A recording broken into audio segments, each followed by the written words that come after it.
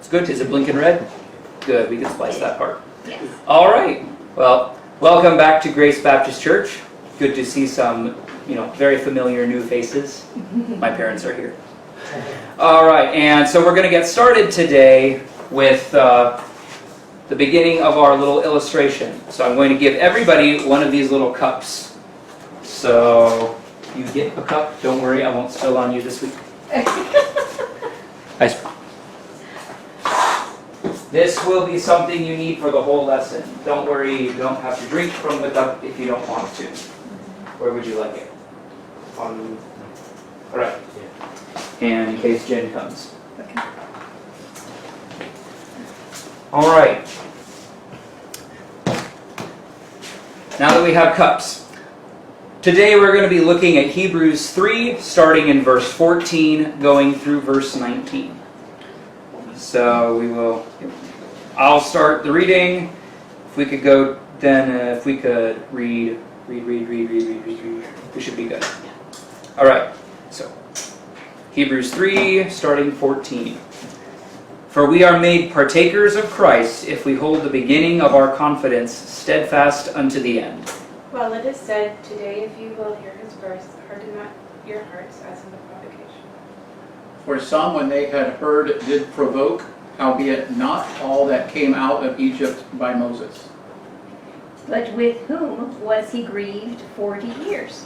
Was it not with them that had sinned, whose carcasses fell in the wilderness? Sam? And to whom? Seven. Okay. And to whom swear he that they should not enter into his rest, but to them that believe not? So we see that they could not enter in because of unbelief. All right. So here at the beginning, this is sort of a review of everything that the writer's been talking about for the last chapter and a half. But a lot of how Hebrews is built, it's almost built like a speech. It doesn't have the nice flowery opening that a lot of the letters have. It has a similar closing, but the beginning, it starts right out with God, who at sundry times. So a lot of this is built like a speech, and so there are points where the speaker will talk through and review everything he's talked about. A lot of times because of our chapter divisions, that'll come at the end of our chapters. So this reviews a point that he really wants to hammer home, that we should be looking at Jesus and not following after the example of unbelief. So today, we kind of get a lot of that review, a lot of a big broad view of things that we've been talking about for the last couple of weeks. So, like before, I'm going to start with a little bit of an illustration involving all these little cups that we have. And then we're going to go through every verse and walk through the illustration again side by side to see how it compares.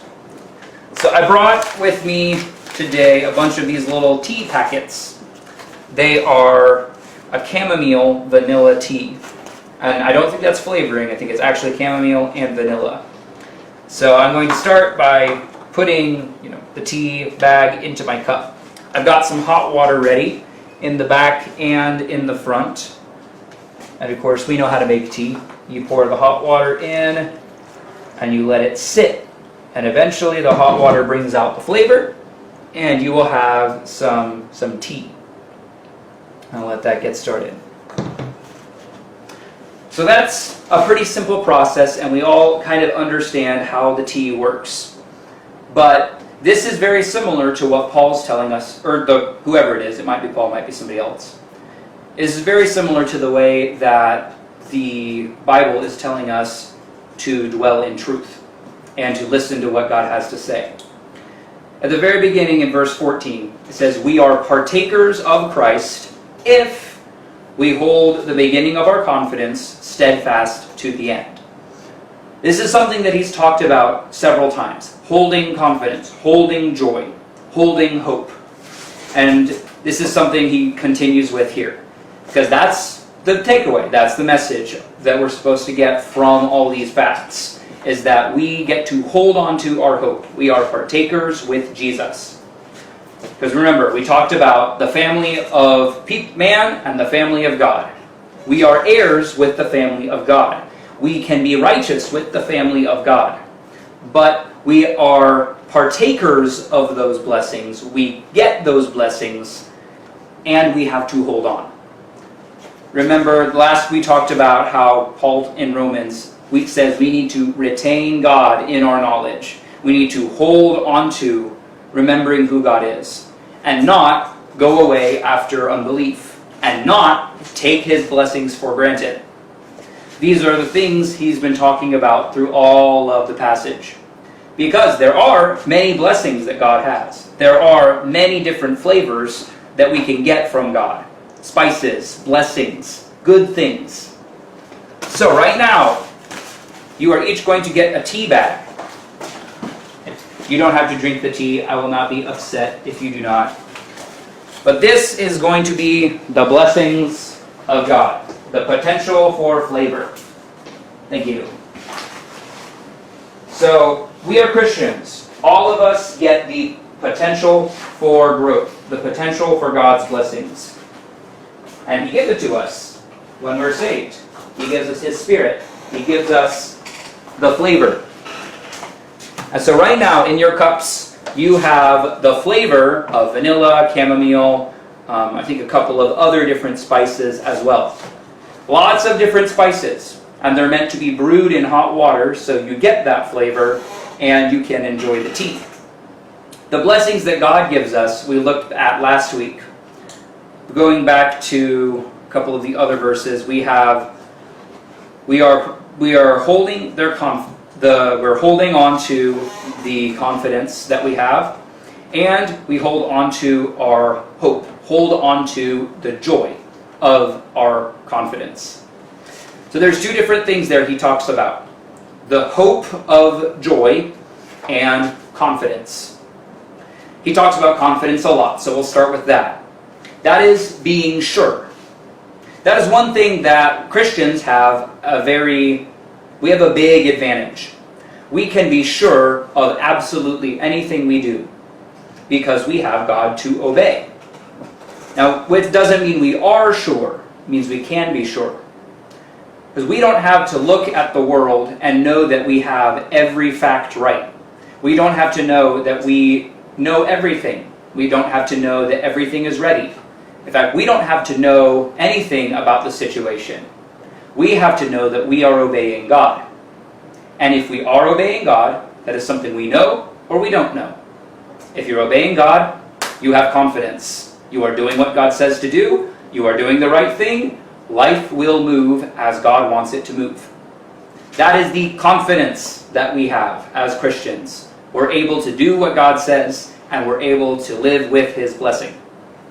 There's also the joy that we get from hope. We looked at how trials work experience. Experience produces trial of our faith, produces patience. Patience leads to experience. Experience leads to hope. Hope is what keeps us from being ashamed. There's joy in hope as well. We looked at that last week in the Hebrews verses. And this is a long line of hope. We talked about that. We talked about how Israel was hoping to go to the Promised Land.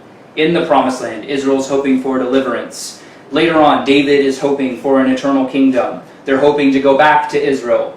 All these people in history that Paul references, that Hebrews references, that James references, all these people had a hope. They looked forward to something that God would do. And it was born out of the testing of their faith. When something hit their faith, when their faith met life, they saw God work. And that is when their faith grew. And it grew to the point they were confident and hoping in the future, in what God would do, and what God promised to do. We have the same chance. Now we're looking forward to different promises from what the Israelites looked forward to. They looked forward to a physical country. We look forward to another physical country, the New Jerusalem, but it's even bigger. It's bigger than Israel. It's bigger and it's more important. It involves more people than what the Israelites were looking at. We've been able to see more and more of what God's doing over time, and now we see the biggest picture available yet to people. Later on, God will fulfill those promises. And there will be even more to look forward to. Eye has not seen, nor ear heard, the things that God prepares for them that love him. But when you see Abraham, who just wants a child, God promises a nation. And now, we've gotten used to that idea. We know Israel exists. We know that God has fulfilled that promise. And so God's promise is bigger.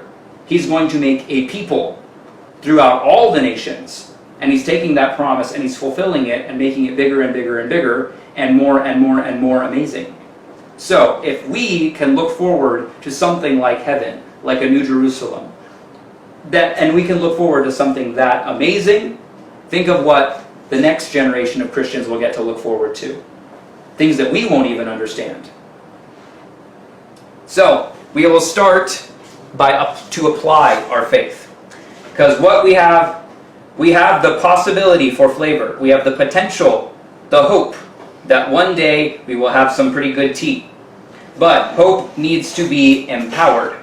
And we, by ourselves, can't do anything. We need some hot water in order to bring out the flavor. And we need God's Spirit in order to bring out the power in our lives, in order to give us the hope that will eventually lead to confidence. So, I will start pouring the hot water in the tea. Hot, no spilling. So, it's not going to work overnight, because that's not how faith works. Faith is a process. You build it over a lifetime. But we do know that it does happen. And when I finish pouring the water in all the cups, we'll look at some verses to tell us about that. More water.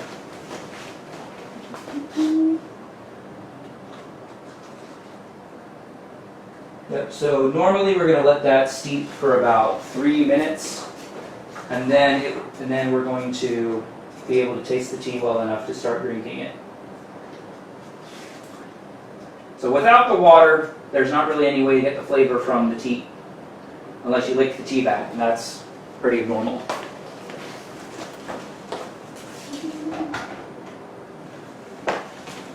Alright. So to reference this, let's look over at Ephesians 3. We'll start with Ephesians 3:14. Wait, that's not right. That can't be right. Never mind, I wrote the wrong reference.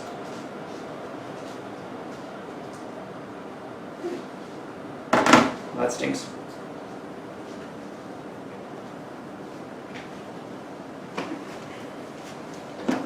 Right.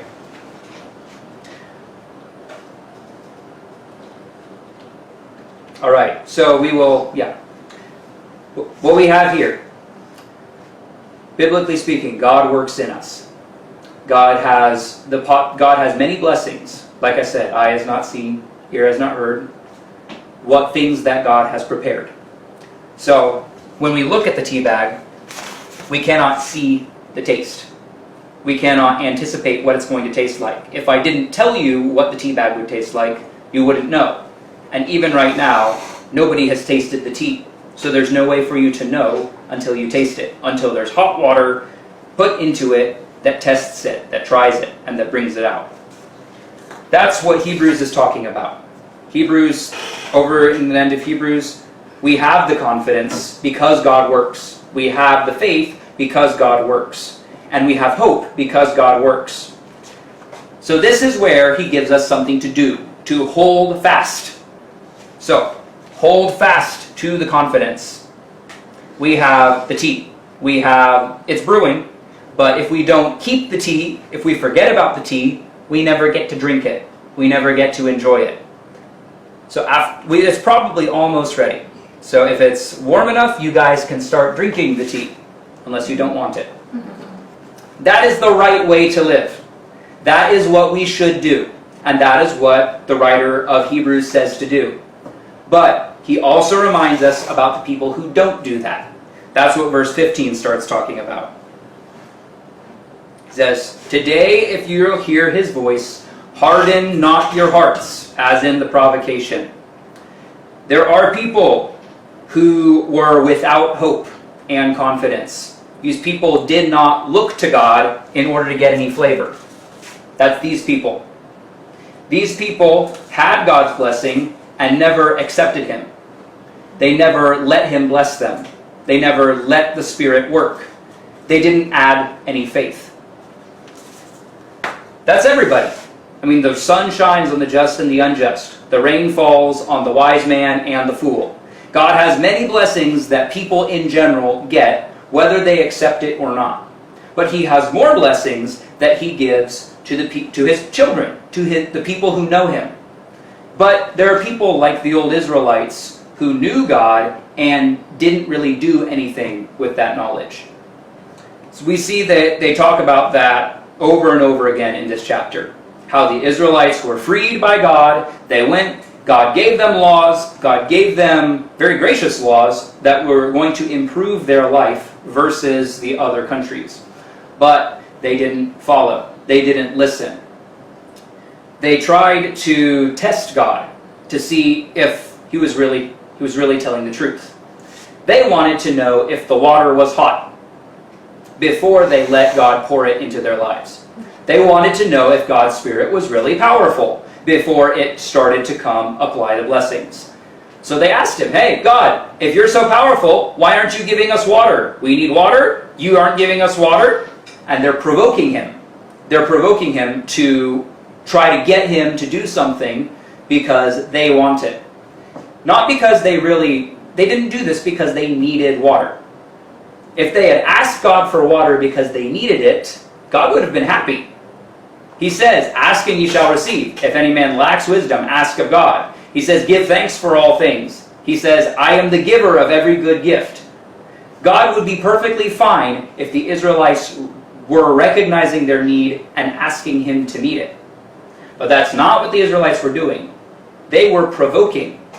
They were challenging God to do something because they thought they deserved it and they wanted God to answer on their terms. They wanted God to prove that the water was hot before they would let Him pour it into the tea. Now God was upset many times. But there are still many times He still proved Himself over and over and over again. But Israel did not listen to that proof. They kept on asking for more and more and more proof. Oh God, you gave us manna, but I don't like the manna anymore. Now I want meat. Oh God, you gave us meat and a ton of us died, but now I don't want the meat anymore. I want water again. And then, now you gave us a promised land, but I don't want the promised land with all the giants in it. And I don't think you're actually going to help us beat the giants. And so God finally stopped. He said, okay, you don't want the promised land? You don't get the promised land. You get to go to the wilderness and wander and die. I'll still give you manna.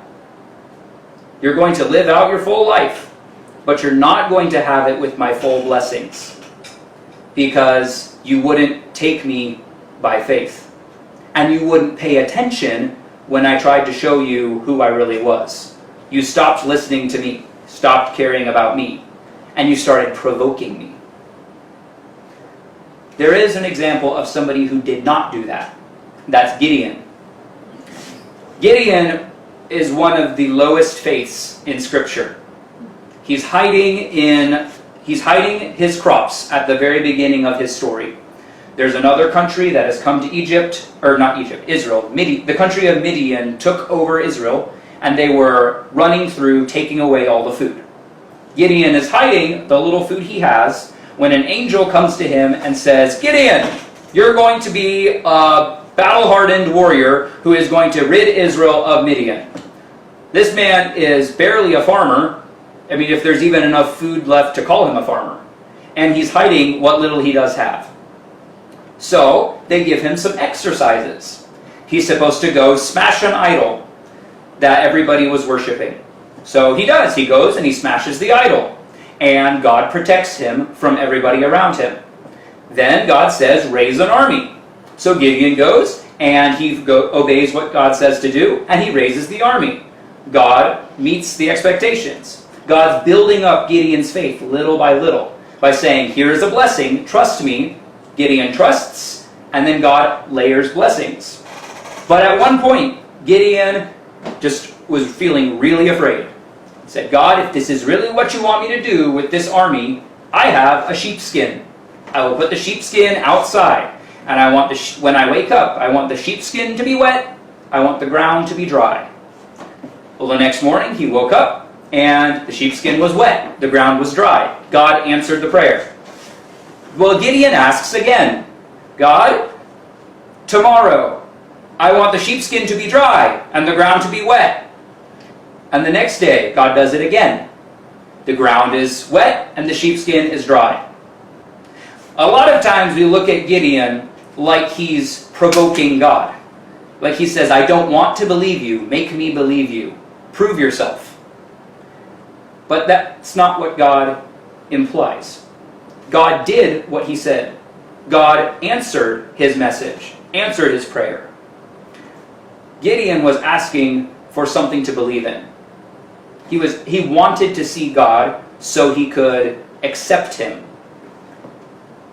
The Israelites were provoking. They were asking to fight against God. They were in conflict. Gideon knew that he didn't believe and he wanted more faith. That's the difference between provoking God and asking for faith. So Gideon wanted to see God's blessing at work so that he could believe. Israel wanted God to work and then they would believe. And even our faith, believing in God is something that is always difficult from a human perspective. We have to see things from God's perspective in order to believe him, because our minds are so twisted and so broken and so wrong. So let's do what Gideon did and ask God for faith, wanting to believe him, instead of doing what Israel did and choosing to believe him after he's proved himself. Israel never ended up believing him. Israel never got the blessings from believing him. They lived with a half faith, and they lived with a half blessings in a half life. Gideon succeeded. Cast out Midian, lived to the fullest spiritual potential he could have had. He got the tea. It should be ready now if you guys want to start drinking it. So there's another thing that there's other people who were not holding on to the confidence. Other people who doubted what God said to do. Those people were the Pharisees. The Pharisees thought they knew God, and they thought they knew a lot about God, but they didn't want to believe him when he came to them and talked. So the Israelites wanted God to prove himself by blessing them. The Pharisees were very similar. They wanted Jesus to prove himself by working miracles. But the Pharisees were even one step further away than the Israelites, because they already knew that they wouldn't believe Jesus. Even if he did prove himself, even if he did do the miracles and give them everything they needed, the Pharisees would not believe. They are the furthest from Gideon. They're the opposite of Gideon.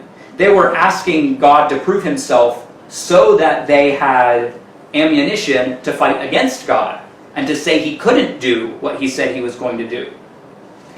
Polar opposites.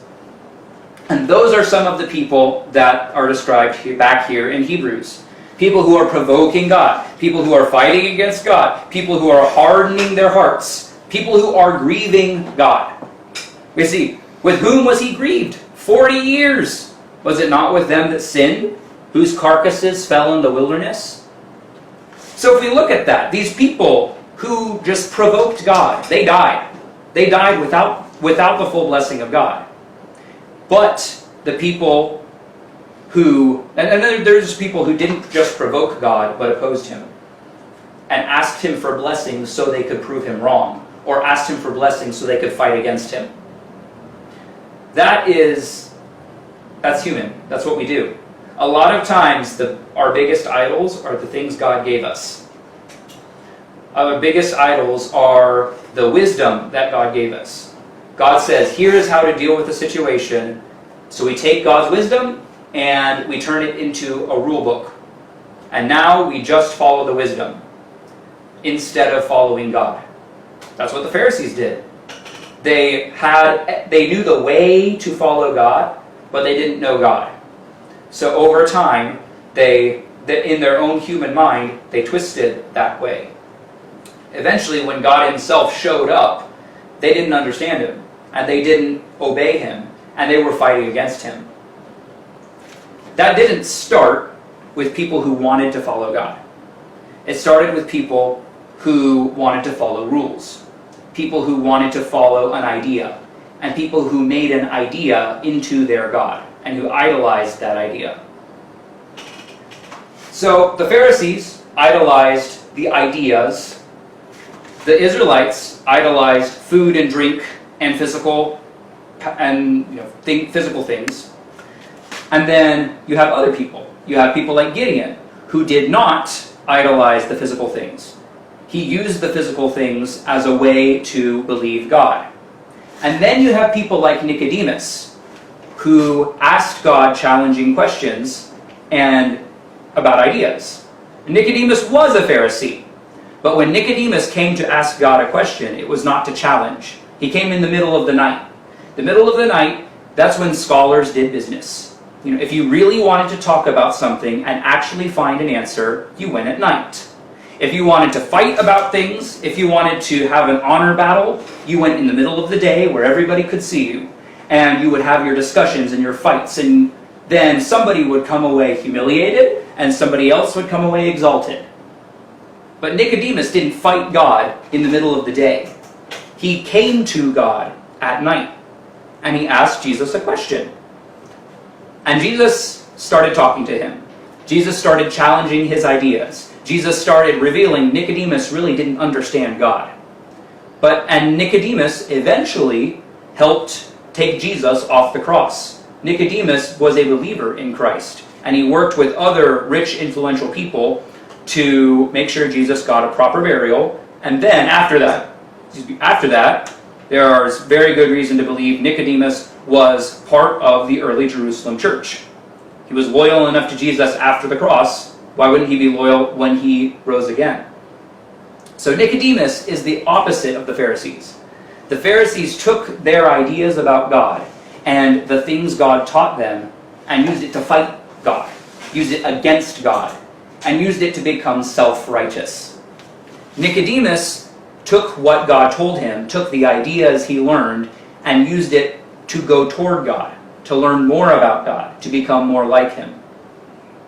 So we have Gideon, we have Nicodemus, these people who take what God gives them and uses it to be like him. We have the Pharisees, we have the Israelites, who took what God gave them and used it as an opportunity to fight him, to challenge him, to try to exalt themselves. The bigger group, Israelites and Pharisees. Millions of people in this group. 2 people in this group. And the proportions are pretty similar when you look at Scripture. There are lots of people who take a little bit of what God gives them and they use it as ammunition to try to fight him for more.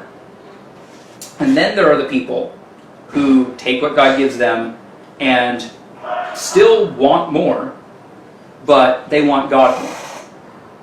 Want God versus want his blessings. Those are 2 different things. Do you want to enjoy the tea, or do you want to smell the tea? I mean, there's lots of good flavors. There's lots of good flavors in the tea. But do you want the tea, or do you want the tea? If God doesn't go into your life and activate his blessings, you're living with a shell of what he could give you. That's why we need to hold on to that confidence, hold on to the faith, and hold on to the hope. So because of that, because these people are not living in faith, they're missing out. And they're missing out on lots of blessings. Here at the end, to whom sware he that they should not enter into his rest, but to them that believed not. If they did not believe God, they did not get his rest. And we'll start looking at that next week. That's really cool. I love those verses. But the rest that God gives you, the peace, the ability to just go through life normally, believing God, letting him fight your battles, letting him take care of the crops, letting him produce fruit, letting him use the fruit. Rest. You miss out on that. And then, like the Pharisees, you worry about producing good works and what other people think. Like the Israelites, you worry about making sure you have everything, making sure that you have enough food, have enough drink, have your clothes, have your water.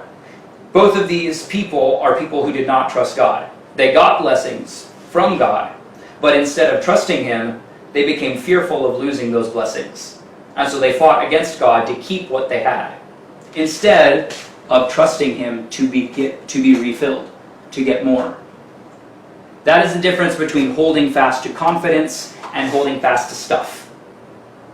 So I have to ask us, it's a problem for me. I like holding onto stuff. I like believing that I've learned everything about what God has to say, and then holding on to that, learning, rather than to God. And in the short term, it looks almost the same. You're holding on to the things God teaches you. But over time, it splits the Pharisees and the Nicodemus. The people who are holding on to God and the people who are holding on to the ideas, the feeling of being blessed, the feeling of loving God, the knowledge that God gives you. Eventually there's a big gap that grows between the two. And the difference is also illustrated by the Red Sea Israelites versus the Jordan Israelites. We see very different levels of blessing in the Israelites as they came out of Egypt versus the Israelites who came out of the wilderness. God proved himself to both groups. He starts in the Red Sea. He said, I'm going to give you the plagues. I'm going to set you free. I'm going to give you all the gold of the Egyptians on the way out. I'm going to crush this world power so that you can walk over to the homeland that I promised for you. And I'm going to take you a nice long way so that you don't run into any militaries along the way that might stop you. It's a 1-year trip. And they spend most of that year at Mount Sinai, learning about God, understanding God, and sort of training in the way that he wants them to live in the Promised Land. So far, all of this is what God does. God has blessed them with the Red Sea. God has blessed them with his law. God has blessed them with a leader. And the people have been contentious. The people have been fighting against God this whole time. They get to the middle of the wilderness, they want water. They get to the Red Sea, and they complain against Moses. They get to the Promised Land even after all these blessings, and they complain again, and they want to go back to Egypt. These are the people who fought against God and who did not get his rest. They didn't get to live in the land and just enjoy what God had planned to give them.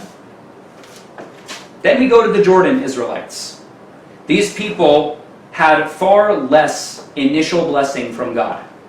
At least we would think so. We would think Red Sea. Which is bigger, the Red Sea or the Jordan River? The Red Sea. The Red Sea, God destroyed an empire. The Jordan River, God opened a creek. And yet, the Red Sea did not convince the Israelites that God would take care of them. The Jordan River was enough for the people who wanted to believe. And that's the faith that they took with them into the Promised Land. That's the faith that drove them to experience God and to conquer Jericho. And then they submitted again when they lost to Ai, and they fought against Ai. And then they fought for 20 years and believing God and conquering and conquering and conquering. And then they sat down to parcel out the land as victors, as people who still had battles to fight, but who had received God's rest.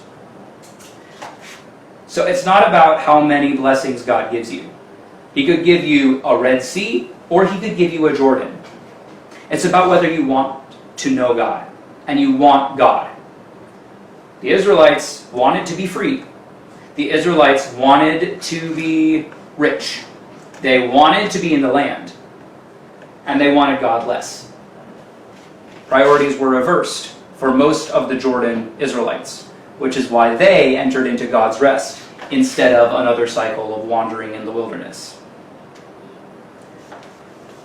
So that is the blessings that we have. That's how we get the blessings. That's how God brings out the blessings, and that's how we can enjoy the blessings. But I think right here we have the tea. We brewed the tea. The flavor is sitting in the water. Some of you have been drinking the tea. But there's one person, at least one person, who has kind of missed out on that opportunity. I've been talking so much, my tea is cold. I can't enjoy the hot tea anymore. I waited too much. I waited too long. So even then, I didn't choose to enjoy the blessings of God. I've been talking. I haven't drank. I haven't tasted to see that the Lord is good. So even if God does come into your life, releases those blessings, you have to enjoy them. God gives you, and that's the thing, God gives us blessings so we can circulate them. God gives us blessings to experience them and pass them on. We Christians are a big pipe. We take God's blessings and we funnel it through us, and we keep it going. If we clog the pipe, then we are stopping the process. But God has meant the blessings to be experienced. He doesn't want us to suffer our entire life. That's what sin does. The fact that sin is here is the reason we have suffering, the reason that we have fights, the reason that we have trials. But even the trial of our faith leads us to greater faith, which leads us to enjoy God more. So here, you have tea. Drink the tea. Enjoy the blessings. God has poured himself out for you and emptied a world of good into your life. So enjoy it, but don't idolize it. And don't let it sit stagnant. It has to flow. It has to go somewhere so that the flavors God releases can actually be enjoyed by the people that he loves. So now, switching over into our little talk time. How do we do this? How do we actually hold tight to the blessings? How do we take that as an idea and make it into a lifestyle? That is my question. Great question. It can take a little while. It's a great question. Yeah, for me, I've been listening recently from one preacher from Nigeria. He's talking about the things that most Christians neglect is the thing that destroys us the most. Like we tend to reject intellectualism, in a sense. We don't want to be smart to know how to talk to people. So he said, this is what I understand from it. We have to strive for mastership, to become a master into something, so you can repeat it. If you want to be successful in the business, for example, you have to know what happened to get to that business and how you do it. You did it, so you can repeat it. It becomes a repetition, as you said, because the children of Israel they forgot the Red Sea. So they could not repeat it again. So they did not master the grace of God that caused them to leave Israel, cross the Red Sea, and never see to cross the Red Sea and left Egypt and never to see the Egyptian again. They forgot because they were happy. It was a short-lived experience. They forgot. Mastership gone. They were just apprentice. They went back to learn, to relearn. Everything God did, they forget. They all keep on forgetting. They keep on reminding God, you should have let us stay in Egypt. They never say those things. So mastership to me this is what I'm learning these days. To become a master into something, you need first to know God. Most of us, including me, we think we know God, but we actually don't know Him. So He wants us to, God is an open book. We cannot know Him in His full extent, but we can only know Him based on God is revealing Himself based on how much I want Him. He's not going to reveal if I don't want Him. He wants me to know Him as I desire Him. So for me to repeat the blessing of God in my life, I need first to know the one who blesses me. Like Deuteronomy 18, I believe 8:18 says, thou shalt remember the Lord thy God, for it is He that giveth thee power to get wealth. Why? So He can fulfill His covenant. If I can remember God, what is remembrance? Remembrance is to know what is already done first. then you can move forward, as you explained it this morning. For me to go forward, I have to remember who blessed me, and how to maintain it, and how to keep it coming. That's, to me, that's what to be a master into having a mastership in the relationship with God. That's what I got from your It's teaching. good. That's a good verse in Deuteronomy. It gives thee power to get wealth. Yes, thank you. Any other thoughts? Other ideas?